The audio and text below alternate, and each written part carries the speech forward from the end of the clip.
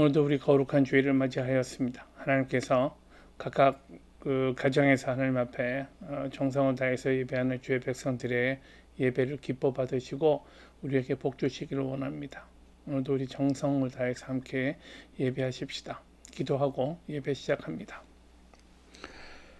내가 주의 이름을 형제에게 선포하고 회중에서 주를 찬송하리이다. 여호와를 두려워하는 자들아 그를 찬송할지어다.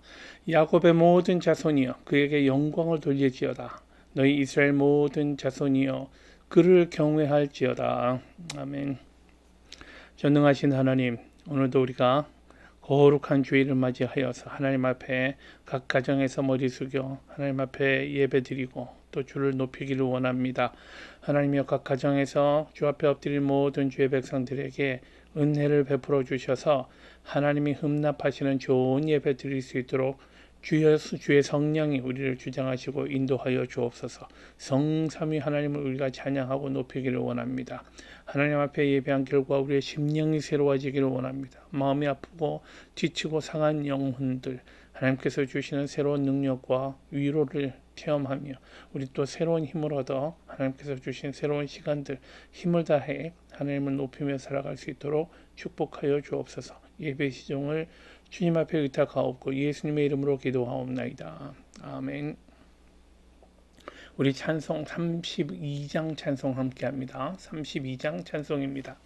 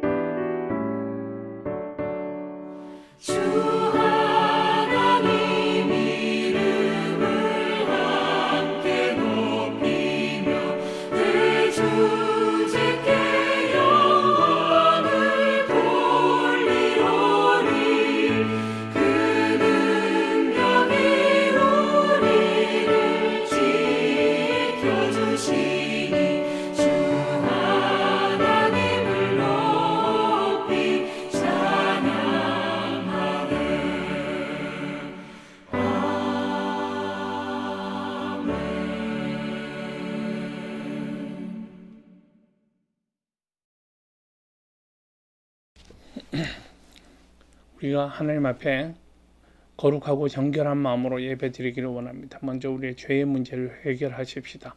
하나님 앞과 사람들에게 행한 은밀한 죄들을 내어놓고 하나님의 용서를 구하겠습니다. 먼저 저와 함께 기도하시고 후에는 침묵으로 각각 자기의 은밀한 죄를 하나님 앞에 고백하겠습니다. 기도하십시다. 자비로우신 하나님 아버지, 주 앞에 나올 때마다 주를 섬기고 주의 말씀대로 사는데 나태했던 우리의 허물과 죄악을 부끄럽고 두려운 마음으로 고백합니다. 우리가 마음과 목숨과 뜻을 다하여 주님을 사랑하지 못하였습니다. 주의 말씀에 순종하기 위해서 끝까지 노력하지 않았으며 늘 우리 마음속에 불평이 있었습니다. 주님은 십자가에서 죽으시기까지 우리를 사랑하셨는데 우리는 주님 앞에 작은 희생도 드리지 못하였습니다. 주의 명령대로 이웃을 성실하게 사랑하지 못하였습니다. 공핍한 사람들의 호소에 귀 기울이지 않았고 도움이 필요한 사람들을 외면하였습니다.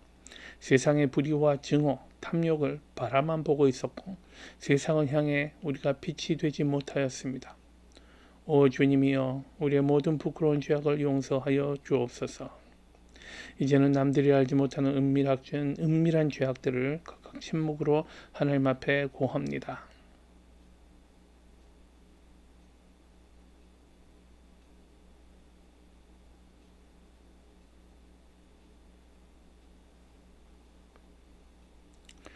그가 찔림은 우리의 허물을 인함이요 그가 상함은 우리의 죄악을 인함이라. 그가 징계를 받음으로 우리가 평화를 누리고 그가 채찍에 맞음으로 우리가 나음을 입었도다. 아멘. 성도 여러분, 자비하신 우리 주님께서 우리의 모든 죄를 용서하셨습니다. 우리를 죄에서 용서하기 위해 그리스도 예수께서는 십자가에서 죽음을 자취하셨던 놀라운 사랑과 희생을 우리에게 주셨던 사실을 잊지 마십시오. 이제 후로는 그리스도 예수 안에서 그분의 희생의 사랑을 기억하며 그 은혜에 응답하는 삶을 사십시오. 이제 우리 사도신경으로 신앙 고백하겠습니다.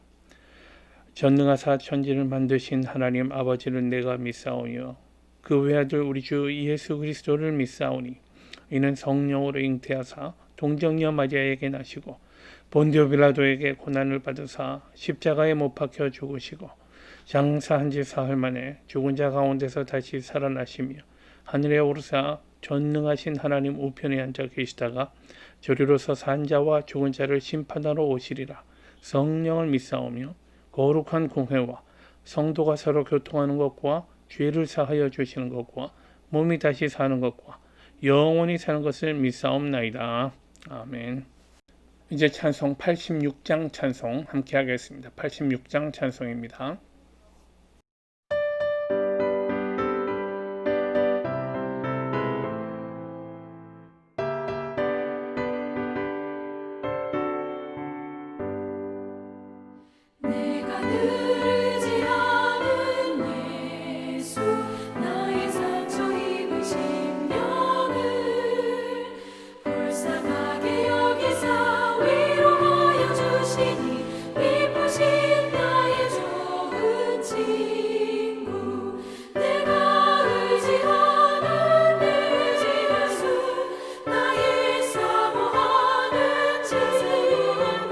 나의 기도 들으사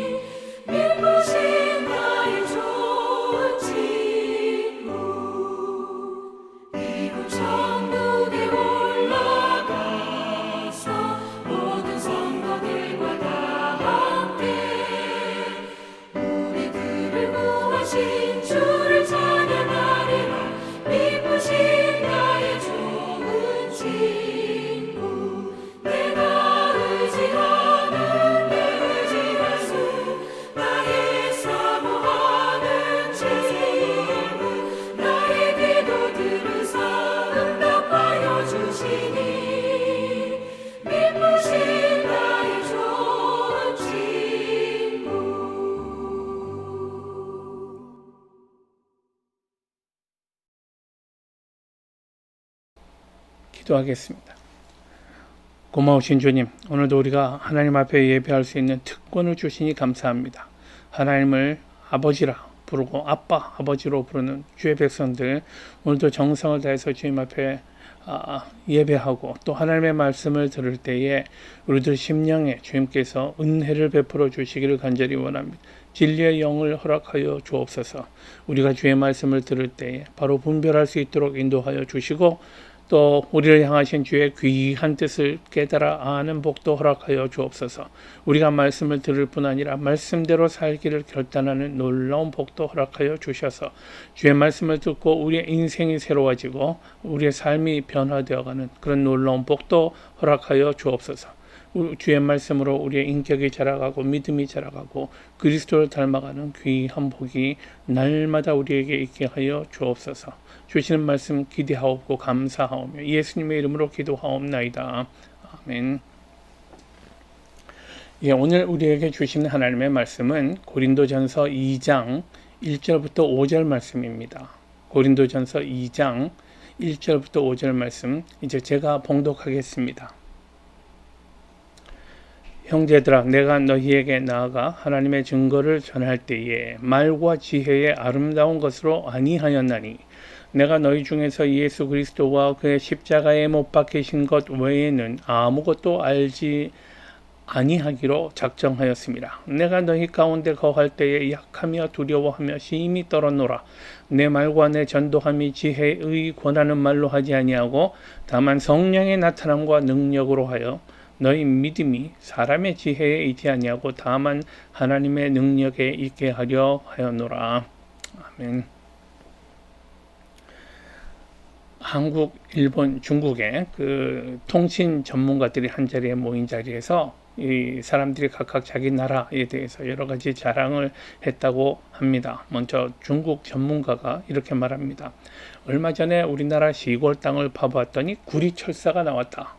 이 지층이 1000년 전의 것이었는데 1000년 전 지층에서 구리철사가 나왔다는 사실은 우리가 그때 벌써 전화를 발명했다는 증거로 볼 수 있다라고 그렇게 말을 했다고 그래요.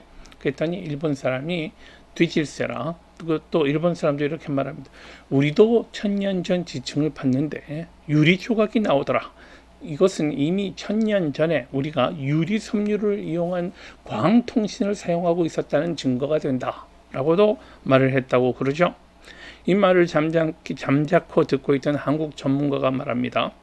우리는 1000년 된 땅속을 뒤졌는데 아무것도 안 나오더라. 이것은 우리 조상님들이 이미 그때부터 무선 통신을 하고 있었다는 증거다 라고 그렇게 자랑질을 다들 했다고 그럽니다. 여러분, 우리가 자랑으로 삼고자 하는 일들이 많이 있습니다만은 그것들이 과연 우리의 영성에 도움이 되는가는 우리가 좀 깊이 생각을 해봐야 합니다. 우리가 우리의 신앙생활이나 또는 우리의 그 영적인 생활에 정말 도움이 되는 것들을 우리가 자랑하고 있는가요? 아니면 우리 너무 쓸데없는 것들, 이상한 것들, 우리를 살려주지 못하는 것들. 여러분, 우리 잘 아시는 바와 마찬가지로 다윗과 골리앗의 이야기를 통해서 우리에게 주시는 교훈들이 있지 않습니까? 골리앗은요, 그 대단한 거인이고, 그 다음에 성경을 가만 보면 성경 사무엘상서 17장이죠. 보면 골리앗의 무장에 대해서요. 그가 가졌던 그 투구, 또 그가 입었던 그 갑옷이요. 150파운드에 달하는 갑옷.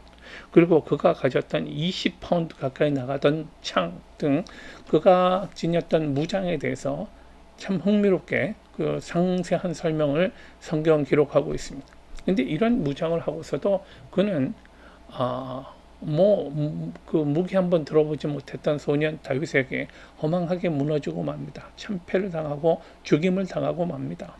그가 자랑하던 모든 것들이요. 그가 자기를 지켜주리라고 생각했던 그의 자랑들, 그의 무기들이 그의 생명을 지켜주는데 아무런 소용이 되지 못했다는 사실을 우리는 성경을 통해서 발견하게 되지요. 아마 골리앗은요, 그가 자랑하던 이런 것들이 얼마나 허무한 것이었는가. 자기 생명을 지키지 못하는 무능한 것들이었다라는 사실을 미처 깨닫기도 전에 죽어갔을 것입니다. 우리가 신앙생활을 해가면서 정말 중요한 것이 무엇인가를 우리 좀 발견하게 되기를 원합니다. 귀히 여겨야 할 것이 무엇인가? 우리가 교회 생활을 하면서도 이상한 것들 또 본질적이지 않은 것들을 자랑하는 그런 경향이 있지 않은가? 정말 추구해야 할 것들은 우리가 놓치는 그런 어리석음 가운데 있지 않는가? 좀 성찰하면서 오늘 본문을 통해서 주신 교훈을 발견하고 믿음에 정말 필요한 우리 신앙생활에 꼭 있어야 할 그것이 무엇인가를 우리가 잘 발견하고 이런 것들에 집중할 수 있게 되기를 바랍니다. 먼저 오늘 본문에서요, 우리가 자랑거리로 삼는 것들을 발견하게 됩니다. 오늘 2장 1절 말씀, 고린도전서 2장 1절입니다. 보면 사도 바울이 이렇게 시작합니다.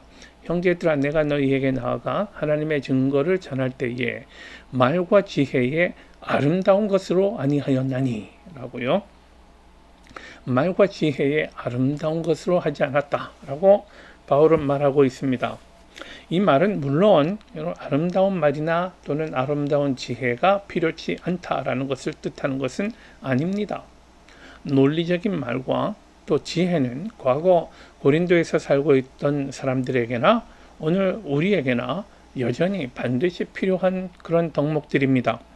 말하지 않고 전도가 될 수 없죠. 또 교회를 세워가고 이웃들을 세워가는데 지혜가 필요합니다. 그런데 바울은 본문에서 말이나 지혜로 전도하고 교회를 세워가는데 굳이 바울이 했던 이야기의 핵심은 뭐냐면 굳이 아름다운 것으로 하지 않았다라는 데에 그 핵심이 있습니다. 말의 아름다움, 지혜의 아름다움이 필수적인 요소가 아니더라라는 이런 고백입니다. 여기 아름다움이라고 번역된 히라버 단어는요, 후포로헤라고 하는 말인데요. 후포로헤, 이 말의 의미는 뭐냐면 그 너무너무 잘해서 그 권위가 있다는 것, 남보다 뛰어난 것을 의미하고요. 또 얼마나 잘하는지 권위가 있다고요. 그 말만 들어도 다 설득이 되는 그런 권위를 의미합니다. 매우 뛰어난 것이요. 아시다시피 과거 그리스 시대 사람들은 철학과 수사학을 대단히 중요하게 생각했습니다. 고상한 사고를 할 능력이 있고 또 말을 통해서 자기의 철학을 전하고 사람들을 설득시키는 것은 누구나 선망하는 그런 고상한 덕목이었습니다. 그러나 바울은 지금 자기가 전도하는 방법이 결코 이런 것이 아니라고 그렇게 말합니다. 아무리 말을 잘하고 고상한 지식이 있어서 사람들을 마음대로 울리고 웃길 수 있는 능력을 가졌다 할지라도 그것이 사람들에게 생명을 주지 못하더라라는 사실을 그는 잘 알고 있었습니다.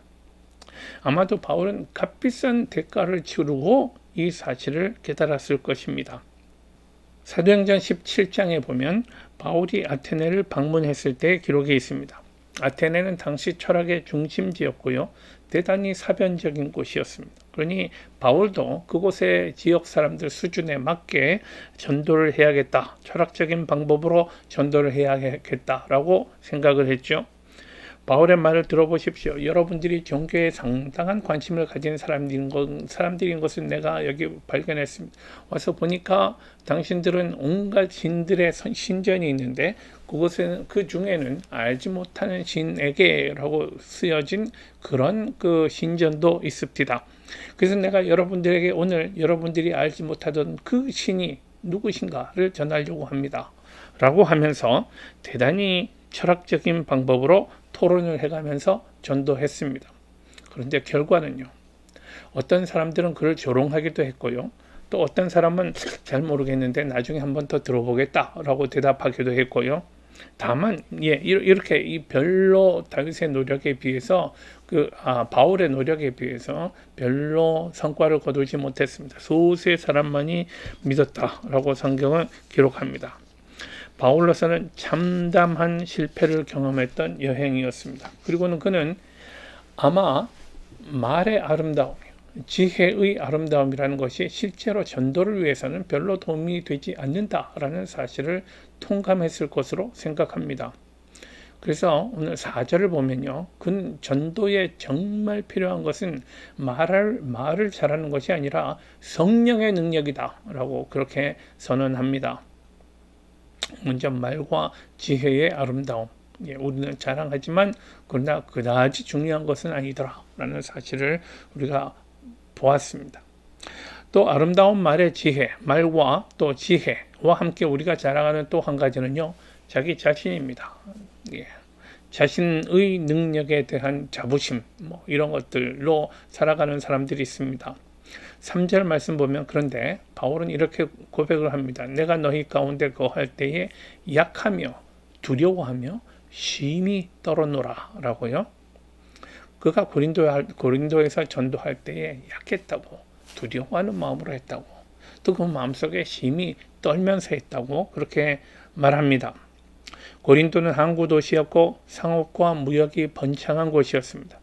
그러니 돈을 벌기 위해서 수많은 사람들이 몰려들었고요. 각지에서 이렇게 들어오고 나가는 수많은 사람들이 또 섬기는 신들이 있었을 것입니다. 늘 붐볐고 또 많은 우상들을 섬기고 또 그 사람들은 별로 하나님에 대해서 관심도 갖지 않았던 사람들이요. 그러니 도덕적으로나 영적으로나 대단히 어두웠던 것이고 바울은 지금 이곳에 들어와서 자기가 약하고 두려워하고 떨었다라고 그렇게 고백합니다. 이 말은 바울이 이곳 고린도에서의 분위기에 압도당해서 기가 죽었고 사람들을 무서워했다라는 말은 절대로 아닙니다. 여러분 빌립보서 4장 13절에 바울의 고백을 기억하실 것입니다. 내게 능력 주시는 자 안에서 내가 모든 일을 할 수 있느니라 라고 하는 고백이요. 그는 주의 능력에 대한 자신감으로 가득 차 있었던 사람입니다. 하나님의 능력에 붙들린 바 되었을 때 나는 모든 것을 할 수 있다 라고 자신 있게 말하는 사람이었습니다. 그러므로 여기서 그가 떨었다는 말이 의미하는 것은 이것은 나의 힘으로 되는 일이 아니다 라는 선언입니다. 나의 힘이 아니라 이렇게 철저히 타락한 곳, 오직 물질적인 부와 쾌락만을 추구하는 지극히 세속적인 곳, 하나님을 알지 못할 뿐 아니라 알고자 하는 관심도 없는 이런 곳에서 그리스도가 생명인 것을 선포하는 일이요. 사람들이 예수 그리스도 앞에 무릎을 꿇고 예수 그리스도를 헌신하는 사람들로 그렇게 세워가는 일, 이 일은 나의 능력이나 나 자신을 믿는 자부심 정도로는 될 수 있는 일이 아니라라는 이런 깨달음입니다. 사도 바울은 철저히 나를 내려놓고 나를 사랑하는 마음, 나를 자랑하는 마음, 또 나의 지식을 의지하는 마음을 다 내려놓고 주의 은혜에 의탁합니다. 이것은 주의 은혜로 되는 일입니다. 라고 고백하는 것입니다. 이렇게 우리가 신앙생활 하는데 전혀 도움되지 못하는 것 두 가지는 현란한 말솜씨와 자기 스스로에 대한 자신감이다 라는 사실을 기억하십시다. 바울은 본문을 통해서 그렇다면 우리에게 필수적인 것, 먼저 중요하지 않은 것들을 우리가 보았습니다만 정말 있어야 할 바로 그것은 무엇인가를 역시 우리에게 알려주고 있습니다. 오늘 2절 말씀 보면 참 귀한 고백인데요. 내가 너희 중에서 예수 그리스도와 그의 십자가에 못 박히신 것 외에는 아무것도 알지 아니하기로 작정하였노라 라고 그렇게 고백합니다.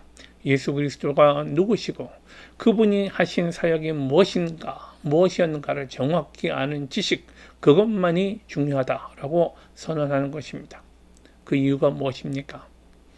예수님의 이름 그 자체가 능력이기 때문입니다.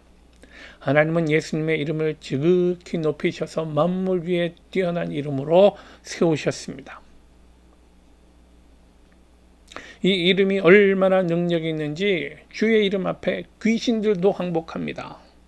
그리고 우리가 주의 이름으로 무엇이든지 간구하면 다 이루어지게 하시는 그런 능력 있는 이름입니다. 예수 그리스도의 이름. 초대교회 제자들을 보십시오. 그들에게 무슨 높은 학문이 있었던가요? 혹은 그들에게 무슨 사회적인 지위가 있었는가요? 아니면 누구 하면 세상 사람들이 다 존경하는 그런 인품으로 유명한 사람들이었던가요? 그들은 철저하게 아무도 알아주지 않던 사람들이었습니다. 아무도 신경 쓰지 않던 사람들이요. 그럼에도 그들이 성령에 붙들린 바 되고 그들이 예수의 이름으로 구원을 외쳤더니 사람들이 가슴을 치면서 회개하고 주 앞으로 돌아오지 않았습니까? 하루에 3,000명이 주 앞에 돌아와 그의 이름 앞에 무릎을 꿇고 예수는 주님이시라고 그렇게 고백하지 않았습니까? 바울과 실라가 2차 선교 여행을 시작하면서 마케도니아 지역으로 들어가서 처음 들렀던 곳이 빌립보였습니다. 이곳에서 바울이 귀신 들린 여종 한 사람을 만나고 그 귀신을 내쫓았습니다. 그 일 때문에 이 종의 주인들로부터 고소를 당하고 매를 맞고 감옥에 갇힌 일이 있었습니다. 여기서 바울은 뜻밖에도 감옥의 간수에게 복음을 전하게 됩니다. 주 예수를 믿어라. 그리하면 너와 내 집이 구원을 얻으리라. 이 한마디에 그 간수의 온 집안이 다 예수 믿고 돌아오게 되었고 이렇게 해서 빌립보 지역에 교회가 세워지는 전기를 맞게 됩니다. 여러분, 이것이 복음의 능력입니다.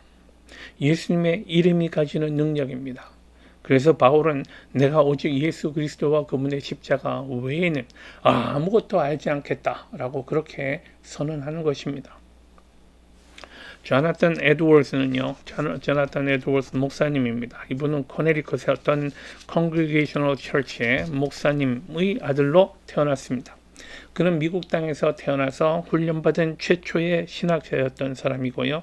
1730년대, 40년대 뉴 잉글랜드 지역에서 시작되었던 제1차 대부흥 운동의 결정적인 역할을 감당했던 분입니다. 지금도 그 매사추세츠의 노스햄튼이라는 곳에 가면 그가 섬겼던 교회가 있습니다. 조나탄 에드워스 처치라는 이름으로 그 교회가 서 있습니다. 근데 그는 설교할 때 철저히 원고를 읽으며 설교했던 분으로 알려져 있습니다. 원고에 준비되지 않았던 내용은요, 절대로 말하지 않았다고 합니다. 기도하면서 준비했던 설교 원고 외에 즉흥적으로 하는 말이 혹시 성령의 음성이 아니라 나의 말이 될 수 있기 때문에 그는 그렇게 원고 읽는 설교를 고수했다라는 설명이 있습니다. 또 설교 내용도 사람들의 흥미를 고려한 것 아니고요. 철저하게 인간의 죄악과 하나님의 진노, 그 죄에 대한 하나님의 진노에 관한 내용이었습니다. 여러분이 처해 있는 위험을 아십니까? 그것은 불길로 가득 찬 하나님의 진노의 용광로요, 밑바닥이 없는 지옥입니다. 그는 이런 설교를 했고요. 그 결과 그의 별명이 지옥불 설교자 혹은 유황불 설교자로 불리기도 했습니다. 이런 내용의 설교를요, 그냥 그 호롱불 켜고 읽어가면서 했는데도 그 설교를 듣고 있던 사람들 사이에 죄의 문제에 대해서 가슴을 치며 회개하는 그런 부흥운동, 회개운동과 부흥운동이 일어나기 시작했습니다. 사람들이 다 자기들의 교만과 위선을 내려놓고 하나님 앞에 회개하는 운동이 일어나고, 이것이 그 유명한 부흥운동이요, 대부흥운동의 시작이었습니다. 이것은 조나탄 에드워스가 말을 잘해서도 아니고 설교를 잘 전달하는 능력이 있어서도 아니었습니다. 이것은 복음이 선포되었기 때문에, 예수 그리스도의 복음이 선포되었기 때문에 가능했던 일입니다. 아무리 심각한 죄의 문제를 가지고 있다 해도 그 죄의 능력을 훨씬 뛰어넘는 우리 주님 예수 그리스도의 복음이 가감없이 선포될 때 사람들이 죄에서 돌이키고 주 앞에서 새롭게 헌신하는 영적 부흥이 일어나게 되었던 것입니다. 여러분, 복음은 그 자체로 능력이 있습니다. 그러므로 바울은 오직 예수 그리스도와 그분의 십자가, 우리 주님의 복음만을 알고 선포하기 원한다고 이렇게 고백하고 있는 것입니다. 또 우리 오늘 4절 말씀 보면 내 말과 내 전도함이 지혜에 권하는 말로 하지 아니하고 오직 성령의 나타남과 능력으로 하여, 이렇게 말씀하는 부분이 있습니다. 때때로 제가 교우들을 통해서 은혜 받을 때가 있습니다. 그것은 남들이 보지 않는 데서도 교회 이곳저곳을 돌아다니면서 땀을 흘리며 수고하는 분들을 볼 때 그랬습니다. 뒤에서 가만 보면 찬송을 부르면서 그런 일들을 하더라고요. 사람들 없을 때 의자를 닦기도 하고 교회 이곳저곳을 정리하고 예. 찬송을 하면서요. 흥얼흥얼 하면서 그렇게 섬기는 분들이 있습니다. 반면에 어떤 사람은 남들이 보지 않으면 절대 움직이지 않는 그런 사람들도 있습니다. 남들이 보는 데서만 일하는 사람들, 또 남들이 보지 않는 데서도 일하는 사람의 차이는 무엇이겠습니까? 내가 누구를 위해 섬기는가? 누구를 섬기는가? 내가 왜 섬기는가? 내가 무엇을 위해 섬기는가? 예, 목적의식이 다르기 때문입니다. 이런 목적의식은 어디에서 오는 것입니까? 예수 그리스도의 주 되심을 고백하는 데서부터 목적의식이 생겨나게 됩니다. 그렇다면 예수 그리스도를 구주와 주님으로 고백하는 믿음은 어떻게 생겨납니까? 이것은 성령의 사역이지요.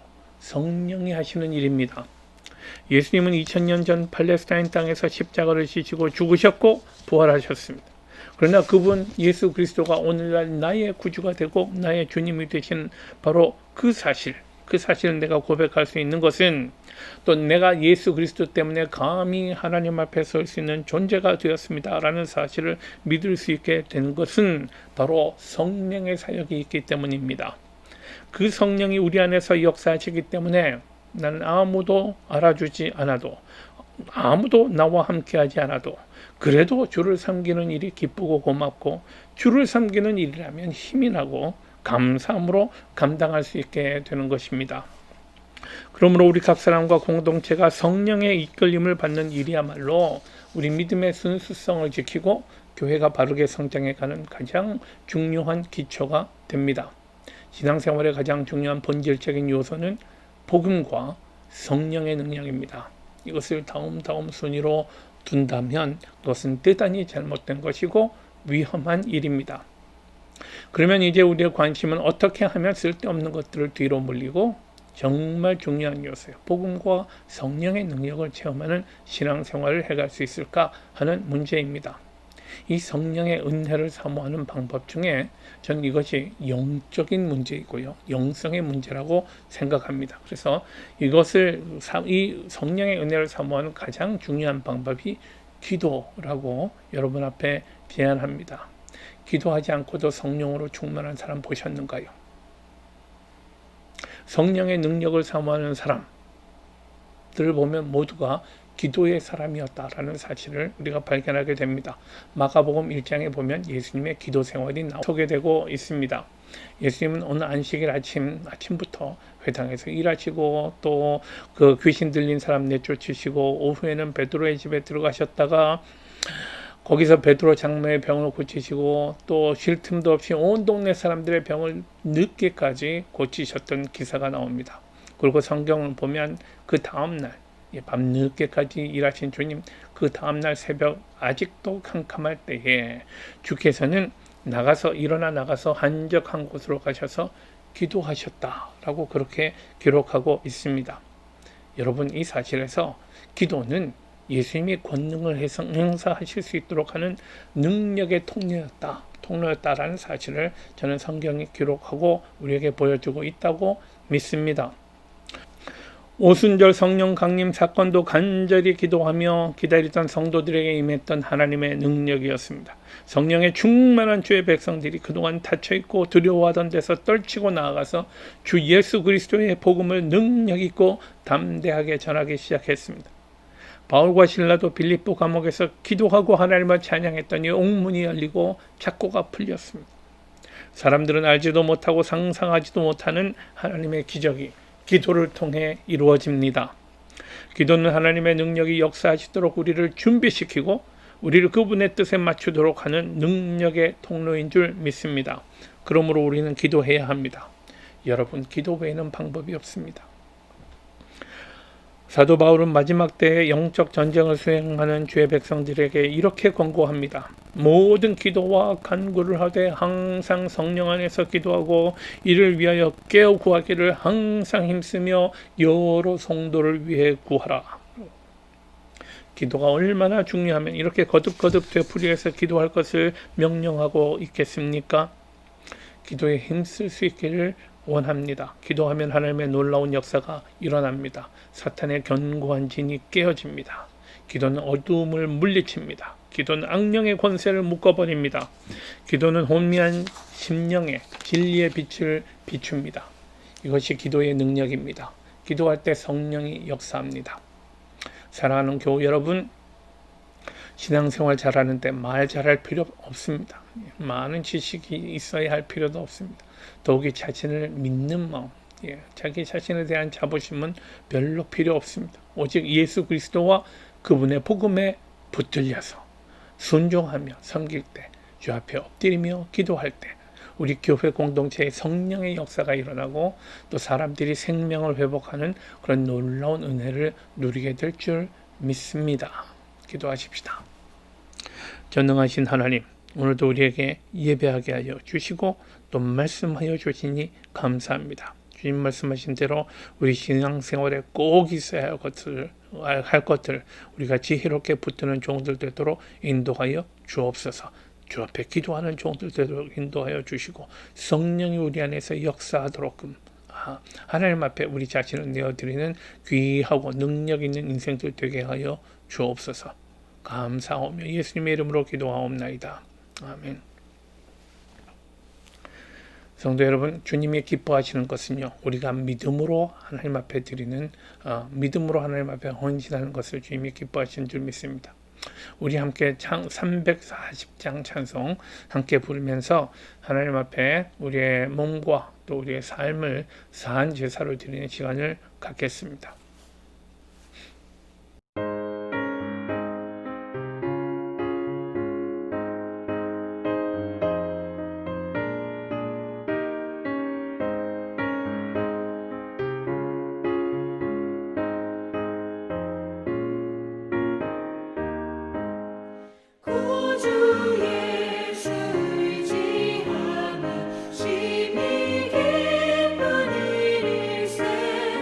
영생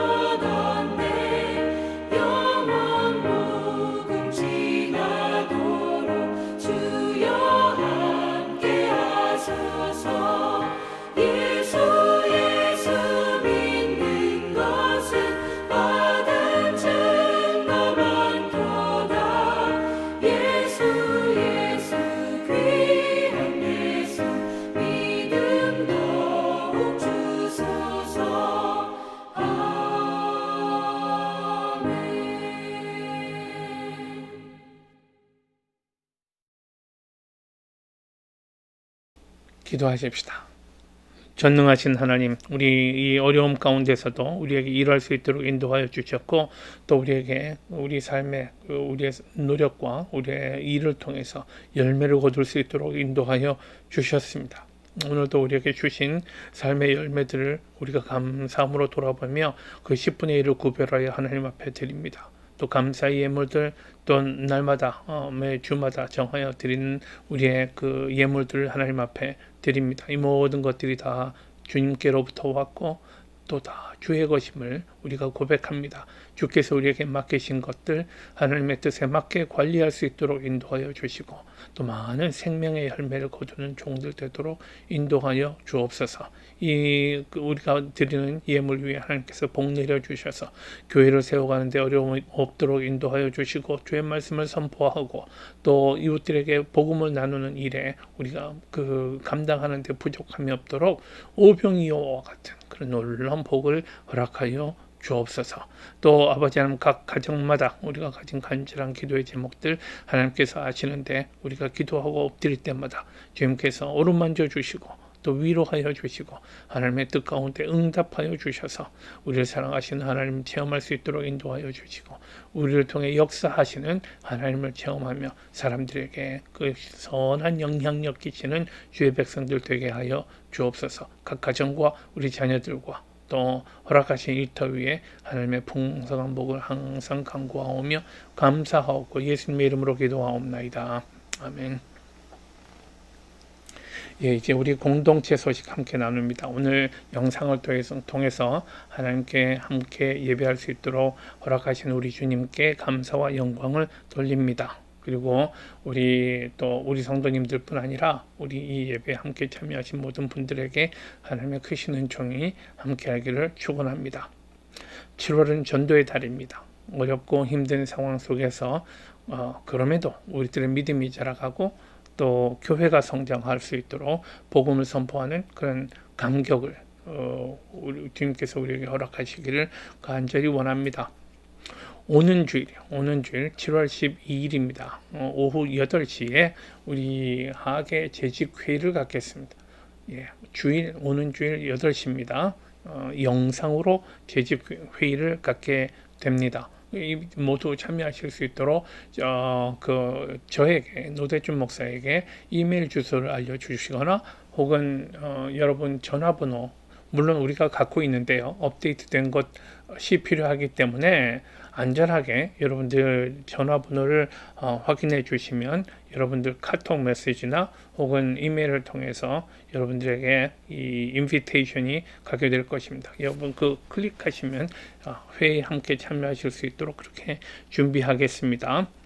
우리 중보기도 하는 거요. 오늘 설교를 통해서도 함께 우리 말씀을 들었습니다만 기도가 얼마나 중요합니까? 중보기도 매일 밤 10시에 각각 자기 처소에서 교회와 지금 미국에 많은 기도가 필요한 때입니다. 우리가 합심해서 기도하는 시간 성도님들의 많은 참여를 바라고요. 또 목요일 낮 11시에 있는 중보기도도 계속 참여해 주시길 바랍니다. 교회는 여러분의 헌신으로 유지되고 성장합니다. 매주일 헌금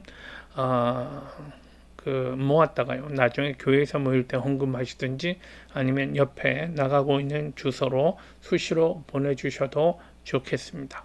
여러분들의 헌신이 필요합니다.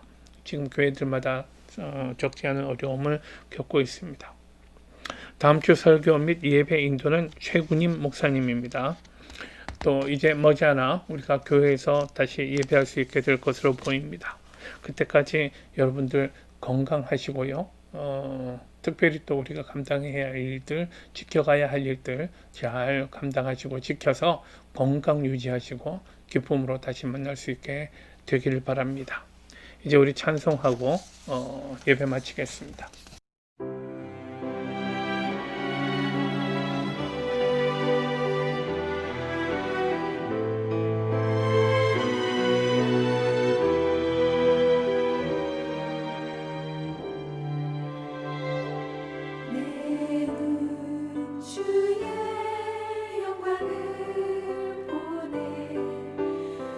우리 가운데 계신 주님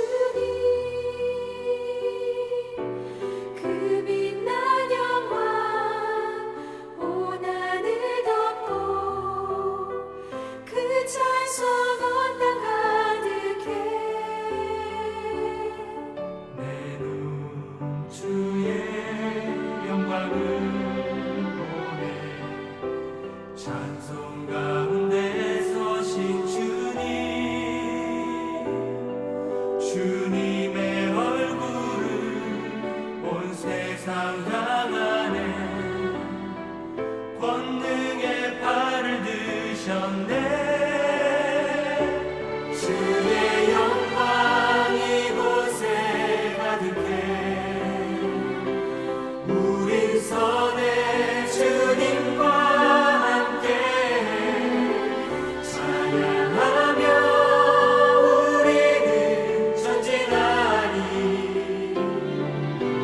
모든 열방 주 볼 때까지.